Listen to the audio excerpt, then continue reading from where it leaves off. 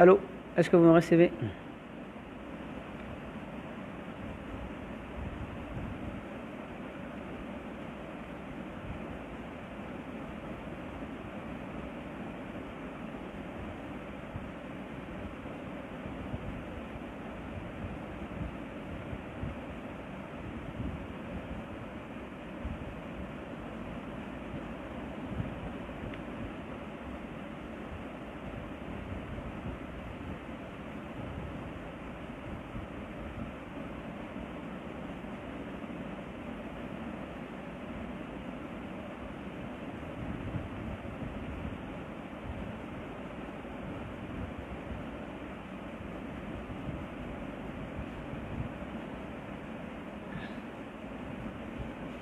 Aujourd'hui, nous...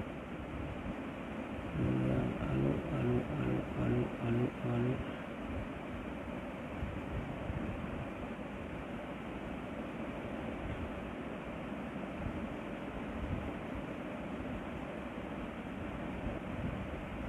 Allô, bonjour, bonsoir.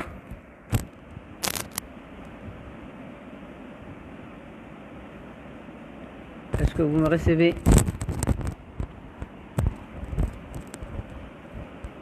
Est-ce que vous avez les sons? Est-ce que vous m'entendez?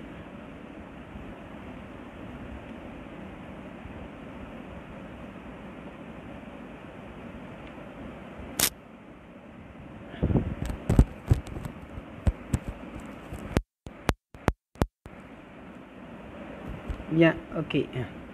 Donc, ce soir, nous allons essayer d'aborder la notion sur la raison et la croyance, qui est une notion intéressante. Et donc, ça c'est pour la série G. La dernière fois, mon collègue Abdelaziz avait présenté le chapitre sur la théorie et l'expérience. Et donc, dans la continuité, nous allons aujourd'hui essayer de synthétiser la notion de la croyance et de la raison. Nous allons essayer de subdiviser notre travail en plusieurs axes. Le premier, nous allons d'abord essayer de définir la raison. Ensuite, nous allons essayer de définir la croyance. Après, nous allons aborder la problématique d'une croyance rationnelle.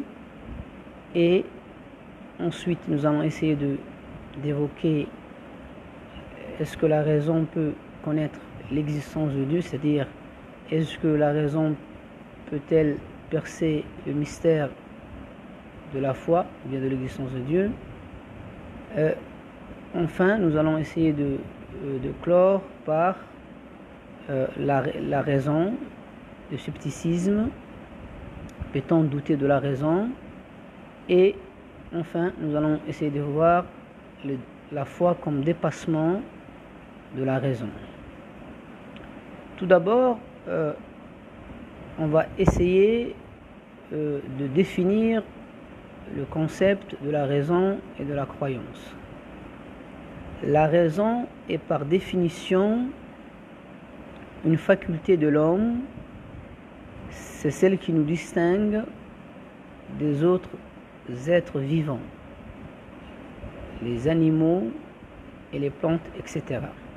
Elle est ce qui caractérise l'homme, mais aussi elle est un moyen d'appréhender la vérité. La raison vient étymologiquement de l'expression latine ratio, calcul, compter. Elle est l'aptitude à calculer, à présenter des justifications relatives à l'exactitude de ce qui est calculé. Donc ici, dans la raison, nous avons le mot calcul, c'est-à-dire des preuves, des justifications. Donc, d'autre part, la raison est la faculté de bien juger et de discerner le bien et le mal et surtout le vrai du faux. Descartes l'a nommé aussi le bon sens. Donc la raison et le bon sens pour Descartes étaient synonymes. Naturellement égal à tous les hommes, et menacé par ses ennemis naturels qui sont la passion et la folie. Donc, à une époque où certains hommes pensaient qu'ils étaient supérieurs à d'autres et que certains avaient plus de raison que les autres, Descartes avait dit que le bon sens ou bien la raison est la chose du monde la mieux partagée, c'est-à-dire que tout individu raisonnable en possède au même titre. Donc, déjà, c'est une prouesse de parler de cette égalité à cette époque-là et dans ces circonstances-là. Ensuite, donc ici, nous voyons qu'on peut opposer la raison et la passion.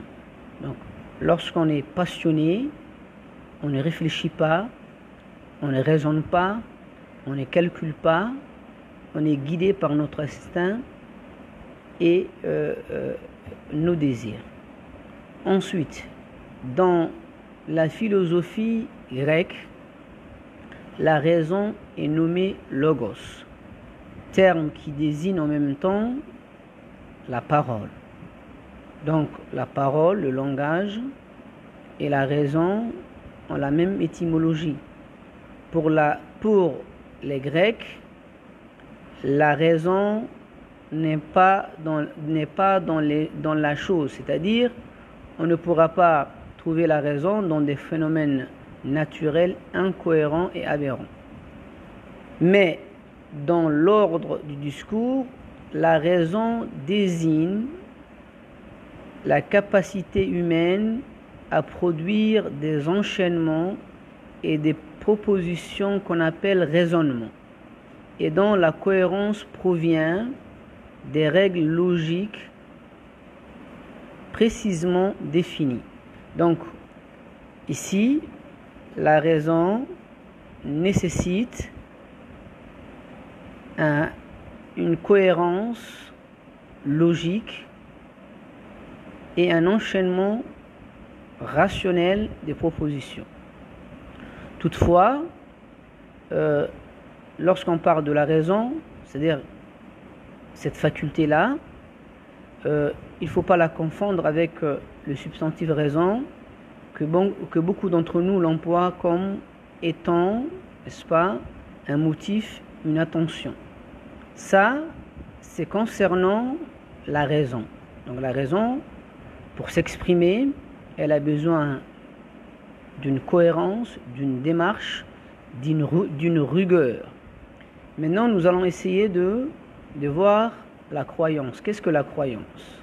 La croyance, ce terme-là, le terme croyance a d'abord une portée plus psychologique que logique, désignant dans son acception la plus large l'attitude de l'esprit qui adhère à un énoncé ou un fait, sans pouvoir en administrer une preuve. C'est-à-dire, c'est lorsqu'on adhère à une chose sans justification. Ainsi, la croyance peut-elle correspondre à tous les degrés de probabilité et d'opinion. Au sens large, dans la croyance, on a besoin d'une adhésion et ce qu'on croit, généralement, on n'apporte pas des preuves. Tout le monde, ou bien beaucoup d'entre nous, pensent que le soleil se lève à l'est, n'est-ce pas, et se couche à l'ouest. Donc, et surtout, ça c'est une croyance. Et il y a aussi l'affirmation aussi de la transcendance dans l'existence. qu'il y a une substance, n'est-ce pas, suprême et qui est Dieu. Voilà. Donc, voilà la définition de la croyance. Mais cette définition explique généralement une connotation péjorative qui associe au mot une certaine probabilité ou bien une simple supposition, une pure hypothèse. Lorsque quelqu'un dit « je crois », il n'a pas une certitude de ce qu'il est en train d'annoncer. Même si, chez les Grecs, ils croyaient à des mythes, mais ils croyaient fermement à des dieux, n'est-ce pas, ou bien à des déesses, à des héros mythiques. Et cette croyance n'était pas de l'ordre de la certitude. Ils avaient une certaine foi en ces mythes-là. Cependant, pour le croyant, celui qui a la foi religieuse, comme le musulman, le juif, le chrétien ou bien le musulman, cette incertitude n'est pas absolue. La certitude de l'existence de Dieu est un impératif pour le croyant. Celui qui doute de cela n'est pas un bon croyant. Donc, voilà ce que nous pouvons dire sur la raison et la croyance. Si j'essaie de faire un petit tableau entre la raison et la croyance. D'abord, la raison, elle nécessite une logique rigoureuse, des preuves solides et objectives. Exemple, 1 plus 1 égale à 2. Donc, personne ne pourrait remettre en cause cette rigueur. Et donc, par extrapolation, la raison renvoie à la science, qui s'évertue d'apporter une rigueur dans sa démarche et un raisonnement objectif.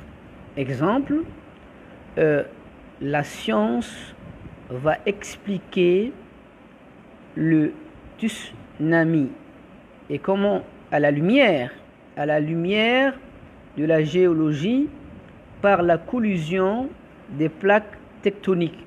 Donc, ce phénomène géologique, la science va essayer d'appréhender comment elle va chercher d'où vient ce problème. Et nous voyons que, je donne un exemple très simple, en 2004, ce tsunami a fait des dégâts énormes en Asie du Sud-Est et jusqu'en Afrique. Donc, la science va chercher, c'est la raison qui va essayer de donner une justification à ce problème-là. Là où la croyance va avancer d'autres explications, elle va dire plutôt que c'est une malédiction divine due au péché des hommes. Et si je contextualise actuellement, c'est la même chose pour le virus actuel. Pour les virologues, ils vont expliquer ce que le coronavirus. Et ils vont avancer que c'est un virus transmis par la mammifère, la chauve-souris, à l'homme. Et dresser les mesures nécessaires pour l'éviter. Donc voilà ce que la raison va essayer d'appréhender, de comprendre et de donner des réponses. Au contraire, dans la croyance, certains nient fermement et avancent la théorie du complot. C'est-à-dire, ils vont expliquer que c'est une psychose inventée par certains complotistes pour déstabiliser l'homme. Voilà la croyance. Donc, la croyance en elle-même nécessite une adhésion profonde.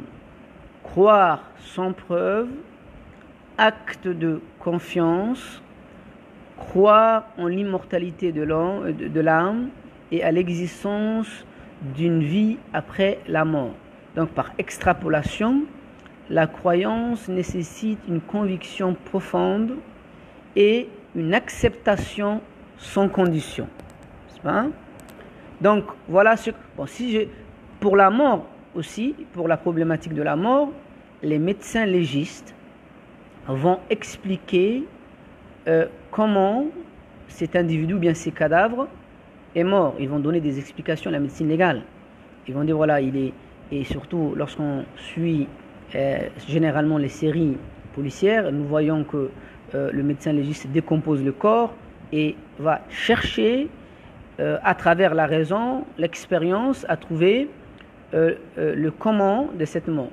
Tandis que la croyance et la foi va expliquer autrement en expliquant que c'est le problème de la finitude, c'est le sort, c'est le destin, et comme nous disons chez nous, son heure est arrivée. Voilà. Donc ça, c'est pour dresser un petit tableau comparatif entre la croyance et la raison, ou bien entre la raison et la croyance. Maintenant, nous allons essayer d'évoquer est-ce que la raison peut connaître l'existence de Dieu, c'est-à-dire est-ce que la raison a cette capacité d'appréhender, est-ce qu'elle a les moyens? Nous allons d'abord essayer de voir que la raison va essayer de percer le mystère de l'existence de Dieu. On va essayer de subdiviser ou bien de prendre les trois preuves. D'abord, la première preuve que nous avons vue dans le manuel scolaire, la preuve ontologique. Ontologique, c'est ce qui est rattaché, lié à l'être. C'est la science de l'être. Et nous avons vu, à travers Descartes et même avant Aristote, que en essayant de chercher, de douter, nous avons sûrement, en sachant bien que chaque chose a son contraire, que l'obscurité a pour contraire la lumière, ainsi de suite, et que si moi je suis un être imparfait, il y a sûrement l'idée de la perfection en moi, et cette idée émane forcément d'une force supérieure. Ici, c'est la raison qui essaye, avec ses moyens, d'expliquer si l'on peut connaître l'existence de Dieu. Ensuite, il y a la preuve cosmologique. Et dans le mot cosmologique, il y a le mot cosmos, univers. Sachant bien que chaque chose a été créée par un artisan et qu'il n'y a pas de créature sans créateur, par conséquent, on ne pourra pas dire que cet univers est fait ainsi, sans raisonnement, aléatoirement et sans explication. Il est absurde. Et Voltaire avait parlé du symbole de l'horloger.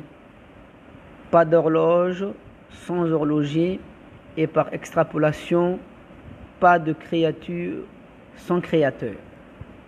Il y a aussi une dernière preuve, c'est lorsque, je souligne ici aussi, c'est lorsque la raison toujours est à la recherche de la foi.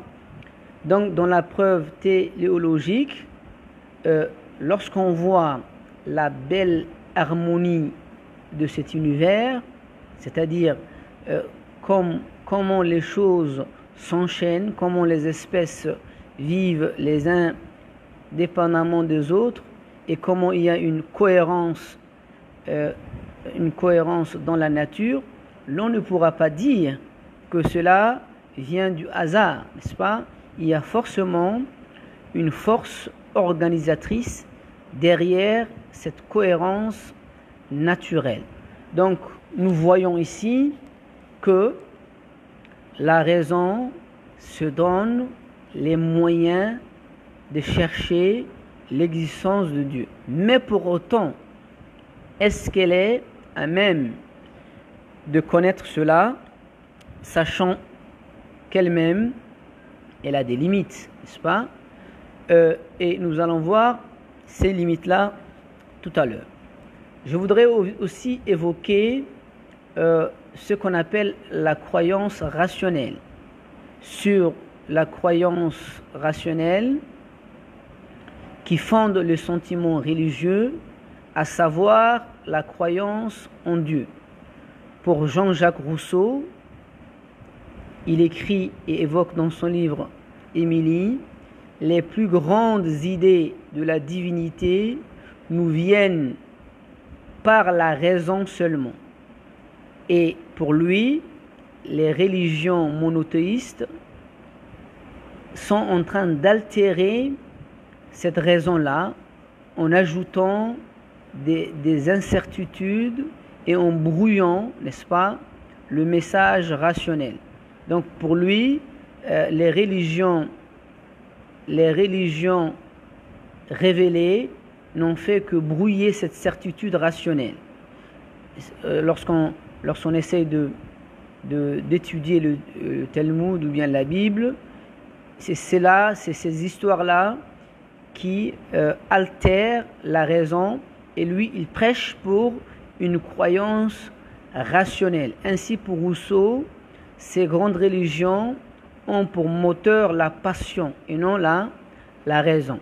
Donc, voilà sur ce point-là, s'agissant de la croyance rationnelle, cette croyance qui n'est pas celle des croyances des religions monothéistes et qui est basée sur la raison. Sachons bien qu'aujourd'hui, dans notre société, récemment, j'ai lisé un article sur le journal Le Monde qui disait que en Europe, les gens sont en train de quitter en masse la religion. Il y a de plus en plus d'athées. Pourquoi? Mais parce que la croyance ne donne pas des réponses aux soucis actuels. Et généralement, ces gens-là qui quittent en masse la religion se tournent vers la raison, la science, la médecine. C'est là-bas qu'ils vont essayer d'apporter, n'est-ce pas, les réponses à leurs préoccupations. Ensuite, je voudrais évoquer, peut-on douter de la raison elle-même? Évidemment, les sceptiques ou bien le scepticisme l'a déjà fait, n'est-ce pas? Qu'est-ce que le scepticisme? Le scepticisme est une doctrine selon laquelle l'esprit ne peut atteindre la vérité. Le sceptique qui prétend qu'on ne peut pas, le sceptique prétend qu'on ne peut rien connaître avec certitude, se contentant ainsi de suspendre le jugement et adopte l'attitude du doute permanent et universel. Donc, à la question « peut-on douter de la valeur de la raison ?» le scepticisme dit bien sûr. Et il dit qu'on ne pourra pas connaître avec certitude, n'est-ce pas, toute chose. Et que dans le doute, il faudrait suspendre son jugement. Donc si j'essaye de rappeler une grande figure, n'est-ce pas, du scepticisme qui est Pyrrhon, philosophe grec né vers 340 avant Jésus-Christ, cette figure majeure du scepticisme affirme qu'il faut toujours douter pour détruire les dogmes, c'est-à-dire le mot dogmatique, une personne qui est dogmatique, c'est une personne qui pense qu'elle prétend ou bien qu'elle détient la vérité. Et le scepticisme ici nous invite à douter de cette vérité-là. Autrement dit, le doute sceptique utilise la raison pour douter de la valeur de la raison. Donc Il part de la raison pour ridiculiser la raison elle-même comme source de connaissance universelle et nécessaire. Donc, nous ne sommes jamais sûrs d'affirmer, nous ne sommes jamais sûrs des affirmations appuyées sur la raison. Ainsi, n'est-ce pas, Diogène Laërce aussi avait cette même vision de la chose en nous rappelant de suspendre notre jugement sur la certitude, sur les choses incertaines. Donc ici, nous voyons bien que le scepticisme, n'est-ce pas, doute évidemment du bien fondé de la raison. Ensuite, nous avons aussi l'analyse de Pascal, Blaise Pascal, qui nous fait ce qu'on appelle un dépassement de la raison. D'abord, qui est Pascal? Pascal est un éminent scientifique, n'est-ce pas? À l'âge de 16 ans, il a écrit un traité sur la géométrie et c'est l'un des premiers inventeurs de la calculatrice qui s'appelait la pascaline. Donc, normalement, c'est un homme de science, n'est-ce pas? Et ce grand homme de science et philosophe nous explique que la raison, elle a ses limites et qu'elle ne pourrait pas répondre à toutes nos questions et qu'il est nécessaire pour la dépasser de se tourner vers la foi. Tout à l'heure, nous avons vu que cette raison arrogante, n'est-ce pas, ambitieuse, veut connaître même des questions métaphysiques que nous avons soulevées ci-dessus, qui est la question de l'existence de Dieu. Et ici, Blaise Pascal demande à la raison d'être plus modeste, n'est-ce pas? Et des fois, il est nécessaire de se tourner vers la foi pour accéder à des vérités que la raison elle-même n'arrive pas à expliquer. Si je donne un exemple historique, parce que la raison a eu toujours, n'est-ce pas, un conflit avec la foi, et cela, certains l'ont dépassé en s'appuyant sur la foi. Si je prends un exemple très simple, Dieu, n'est-ce pas, a demandé au prophète et patriarche Abraham d'égorger son fils Ismaïl, n'est-ce pas, de sacrifier son fils Ismaïl. Donc ça, la raison n'accepte pas. Et si on demandait à certains d'entre nous d'égorger son enfant, personne ne pourra l'accepter. Au nom de quoi? Au nom de la raison. Et le patriarche, en acceptant de dépasser la raison, il s'est appuyé sur la foi. Il y a des tas d'exemples que je pourrais citer qui sont dans la Bible, dans le Coran, c'est-à-dire que des fois, n'est-ce pas, il faudrait se tourner vers la foi.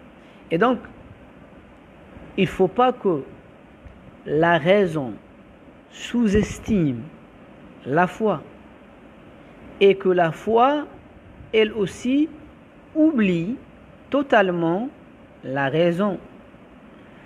Il faut évidemment que la foi s'appuie sur la raison et que lorsque la raison n'a pas des explications, qu'elle se tourne vers la raison elle-même. D'autre part, Blaise Pascal souligne qu'il ne faut pas tomber dans le piège du scepticisme. et de pyrrhoniens en disant que la vérité est inaccessible et incertaine. Certes, la raison a sa place, n'est-ce pas?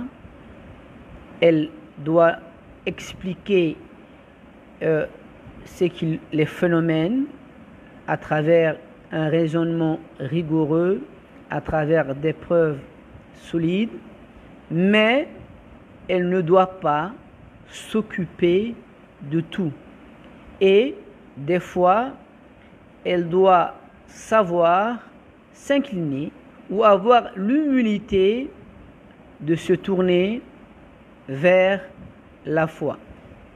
Ici, nous voyons aujourd'hui que lorsque la foi ne s'appuie pas sur la raison, nous observons une certaine intolérance, une barbarie, des pratiques cruelles, parce que la religion n'a pas voulu s'appuyer sur la raison. Et nous constatons aussi que lorsque la religion s'appuie sur la raison, elle est tolérante, humaniste et apaisée. Et voilà ce que nous pourrons dire. Bon, c'est un sujet qui est très vaste, c'est un sujet aussi très intéressant. Voilà ce que nous pouvons dire sur la croyance et la raison. Et je laisse à mes collègues de pouvoir apporter leur contribution à cette thématique aussi intéressante et aussi riche. Bonsoir, à la prochaine.